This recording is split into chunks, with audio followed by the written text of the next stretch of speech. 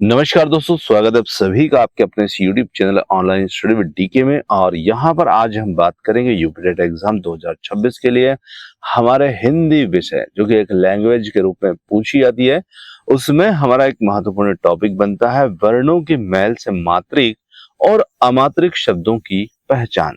जी हाँ, वर्णों के मैल से मात्रिक कौन से होते हैं और अमात्रिक कौन से होते हैं, इनके शब्दों की पहचान से संबंधित प्रश्न जो है वो यूपीटेट में शामिल किए जाते हैं। और निश्चित रूप से ऐसी क्वेश्चन जो शामिल किए जा चुके हैं वो भी आपको देखने को मिलेंगे। साथ में नए उसी टॉपिक से बनने वाले संभावित प्रश्न जो हैं वो भी आपको देखने को मिलेंगे। तो यहाँ पर एक मिक्स कॉम्बिनेशन आपको देखने को मिलेगा, जहां पर पीवाईक्यू प्लस नए जो एक्सपेक्ट क्वेश्चन होंगे वो भी आपको मिलने वाले हैं। तो चलिए बिना देर किए वीडियो को करते हैं स्टार्ट और चलते हैं हमारे प्रश्नों की ओर। देखते हैं किस प्रकार के प्रश्न इसमें पूछे गए हैं। तो ये रहा पहला प्रश्न आपके सामने, अमात्रिक शब्द का चयन कीजिए। तो यहां पर ये जो क्वेश्चन है ये पीवाईक्यू का क्वेश्चन है ना। ये पूछा गया प्रश्न है पहले यूपीटेट के अंदर। तो यहाँ पर कारखाना अमिताभ कलरव चहचहाना। तो यहाँ पर देखिए आप प्रश्न को समझिएगा। अमात्रिक मतलब जिस शब्द में ना तो आ की मात्रा हो, ना ही ई की मात्रा हो, ना ही बड़ी ई की मात्रा हो, कोई भी मात्राएं जो हैं वो उसमें शामिल नहीं हो, ऐसे शब्द को हम कहेंगे अमात्रिक शब्द। और इसके लिए विकल्प सी जो होगा कलरव, देखकर ही आप यहाँ पर उत्तर को टिक कर सकते हैं। चलिए अब दूसरा प्रश्न लेते हैं, निम्न में से कौन सा शब्द मात्रिक है। अब ये भी यहाँ पर यदि बात करें तो ये भी पीवाईक्यू क्वेश्चन रहा है ना। ये भी पीवाईक्यू क्वेश्चन है। अब इसमें से मात्रिक पहचानना है। तो आप प्रश्न का मतलब समझ गए हैं तो निश्चित रूप से आप उत्तर को यहाँ पर सीधे सीधे टिक कर पाएंगे। खीर जो होगा वो मात्रिक है, क्योंकि यहाँ पर इसमें मात्रा जो है इसका प्रयोग हो रहा है बड़ी ई की मात्रा का।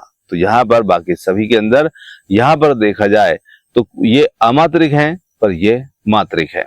चलिए अगला प्रश्न लेते हैं। अगला प्रश्न की बात की जाए, वर्णों का ऐसा सार्थक समूह जिसका कोई निश्चित अर्थ निकलता हो उसे हम यहाँ पर क्या कहेंगे।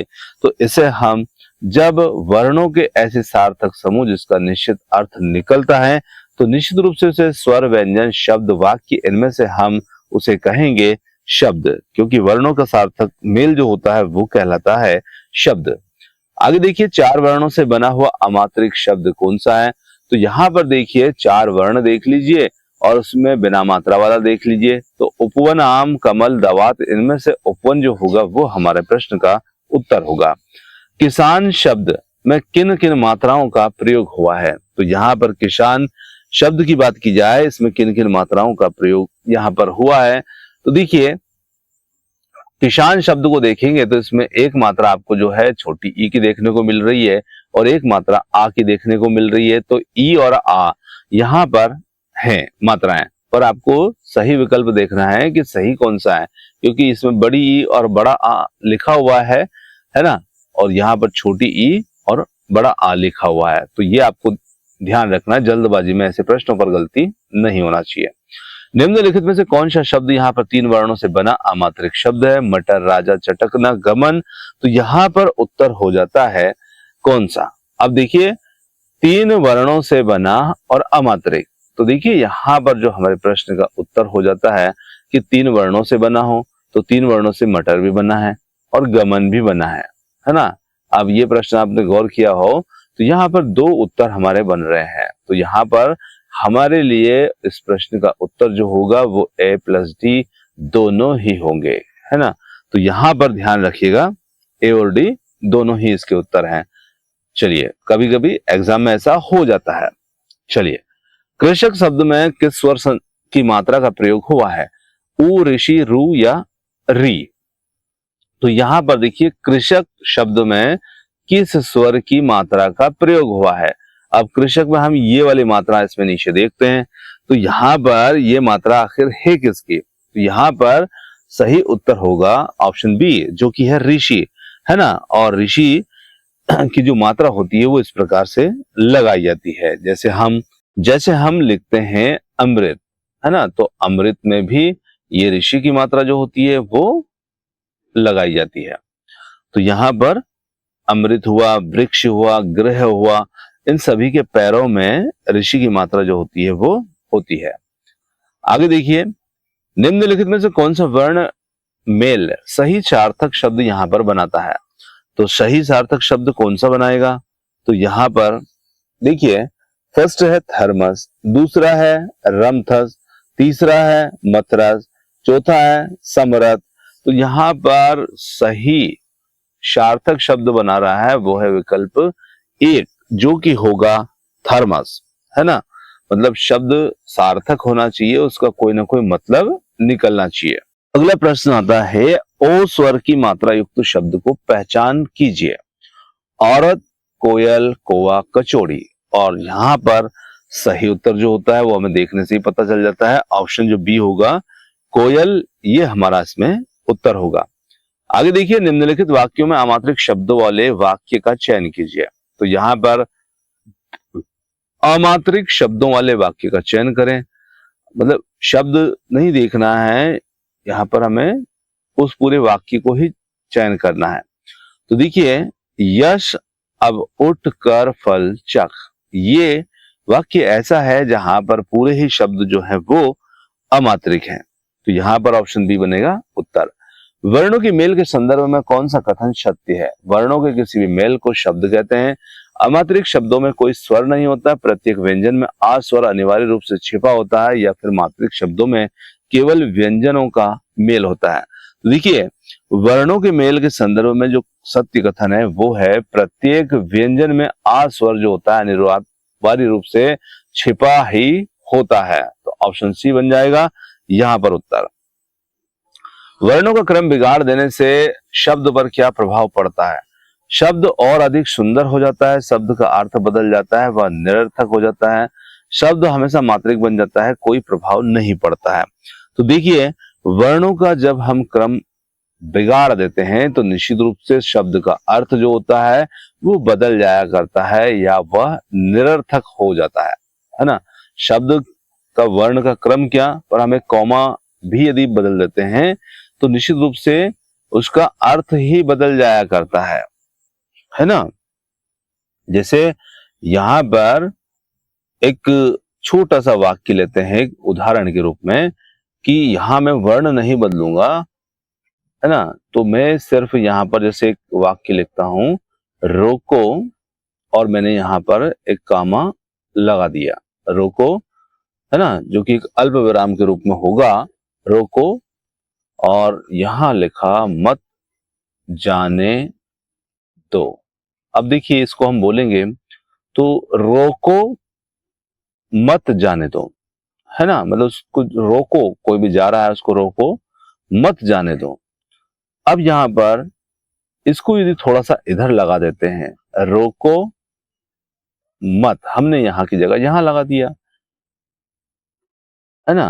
तो अब देखिए, इसको बोल के देखिए, रोको मत जाने दो, शब्द वही है, पर एक छोटा सा विराम जो है, अल्प विराम, वो किस तरह वाक्य को प्रभावित कर सकता है ना। और जब यदि हम इसे ही नहीं लगाते हैं तो फिर हमें पता ही नहीं चलेगा कि रोकना है कि जाने देना है, क्या करना है।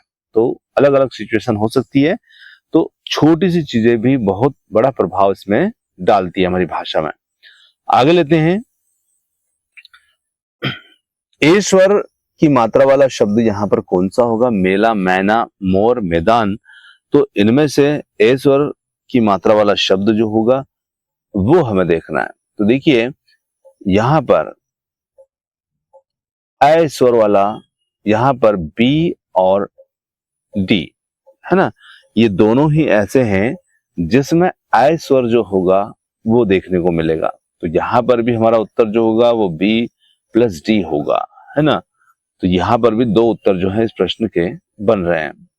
आगे देखिए, अचकन शब्दों के वर्णों का सही विच्छेद क्या होगा? तो अचकन का सही विच्छेद यदि देखेंगे तो वो यहां पर रहेगा ऑप्शन फर्स्ट के साथ में, अचकन, अचकन। अनुस्वार से युक्त शब्द किस श्रेणी में आते हैं? तो देखिए, अनुस्वार से युक्त शब्द जो होते हैं वो यहाँ पर शुद्ध अमात्रिक, मात्रिक, अर्ध अमात्रिक या अयोगवाह वर्ण, तो यहाँ पर यदि बात की जाए ऑप्शन बी मात्रिक शब्द के अंदर अनुस्वार और जो विसर्ग होते हैं लेखन में इनको भी क्या होता है मात्रा के रूप में गिना जाता है। तो यहाँ पर ये मात्रिक शब्द रहेंगे। निम्नलिखित में से औ की मात्रा वाला शब्द यहाँ पर हमें चुनना है। तो औ की मात्रा वाला शब्द यहाँ पर हमें दिख रहा है और वो होगा यहाँ पर पौधा। चलिए अगला प्रश्न आता है शहद शब्द है।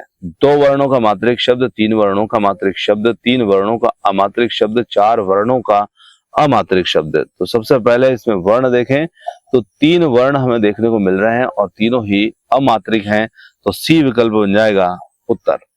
आगे देखिए दुग्ध शब्द में किस स्वर की मात्रा छिपी होती है। तो दुग्ध स्वर में यहाँ पर मात्रा छिपी होती है, वो छिपी होती है ऊ की मात्रा। यहाँ पर दुग्ध शब्द में स्वर की मात्रा छिपी होती है वो है ऊ की। ऑप्शन बी यहाँ पर हमारा उत्तर है। निम्नलिखित में से किस शब्द में आ की मात्रा का प्रयोग नहीं हुआ। तो यहाँ पर देखिए आ की मात्रा का प्रयोग नहीं हुआ वो होगा यहाँ पर महल। ऑप्शन सी इसमें उत्तर है। वर्ण किसे कहते हैं। तो शब्दों के समूह को, भाषा की सबसे छोटी अखंडित ध्वनि को, वाक्यों के मेल को, सार्थक अर्थ को। तो यहाँ पर वर्ण कहते हैं हम ऑप्शन बी भाषा की सबसे छोटी अखंडित ध्वनि को। ऑप्शन बी जो होगा वो हमारा उत्तर होगा। किताब शब्द का सही वर्ण विच्छेद क्या होगा। तो यहाँ पर किताब शब्द का सही वर्ण विच्छेद की बात की जाए तो वो होगा, देखिए किताब को इस प्रकार से हम लिखते हैं पर इसमें मात्राएं भी हमें लेकर चलना है। तो जैसे पहले का होगा, फिर ई की मात्रा, फिर ता होगा, फिर आ की मात्रा, फिर ब और फिर इसमें आ, क्योंकि ब में आ भी छिपा हुआ है। तो ये हमारा इसमें उत्तर होगा। चलिए तो पहला विकल्प जो होगा वो हमारे प्रश्न का उत्तर होगा। आगे लेते हैं शरबत शब्द में कुल कितने वर्णों का मेल हुआ है। तो देखकर यहाँ पर पहचान सकते हैं इसमें 4 वर्ण हैं और 4 का मेल इसमें हुआ है। ऋषि की मात्रा वाले शब्द को पहचानिए। कृपा जो है इसमें ऋषि की मात्रा की कृपा हमें देखने को मिल रही है और इसी में बी विकल्प होगा उत्तर। औजार शब्द में कुल कितने मात्रिक वर्ण जो हैं, चाहे वो मात्रा युक्त व्यंजन हो या स्वर हो, वो कितने हैं। तो यहाँ पर औजार शब्द में यदि देखें तो यहाँ पर कुल कितने मात्रिक वर्ण है, मात्राओं को देखना है। तो ओ और आ 2 यहाँ पर मात्राएं हमें देखने को मिलती हैं। चलिए आगे चमचम शब्द किस श्रेणी का है। तो ये 2 वर्णों का अमात्रिक, 3 वर्णों का अमात्रिक, 4 वर्णों का अमात्रिक या मात्रिक।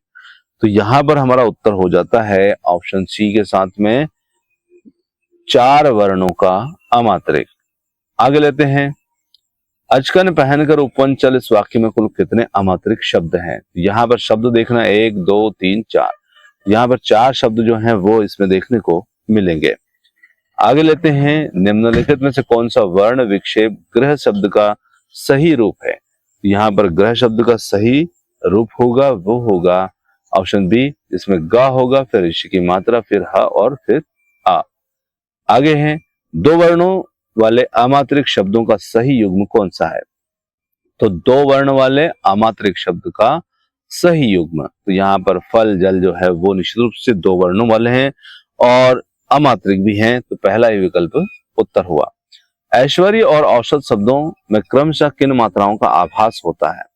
तो यहाँ पर कौन कौन सी मात्राएं यहाँ पर देखने को मिलेंगी।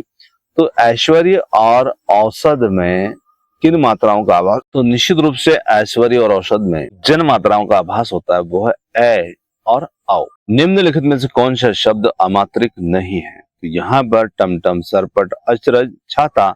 तो छाता जो है वो यहाँ पर अमात्रिक नहीं होगा, है ना। तो ऑप्शन डी जो होगा वो हमारे प्रश्न का उत्तर होगा। आगे एक और प्रश्न यहाँ पर है, नीचे 2 कथन दिए गए हैं, सही विकल्प का चयन कीजिए। कथन 1 है आ स्वर की कोई दृश्य मात्रा नहीं होती इसलिए इसे अमात्रिक माना जाता है। कमल एक 3 वर्णों वाला मात्रिक शब्द है। तो दूसरा यहाँ पर गलत है ना। और आ की कोई दृश्य मात्रा नहीं होती है क्या, इसलिए इसको हम अमात्रिक मान लें।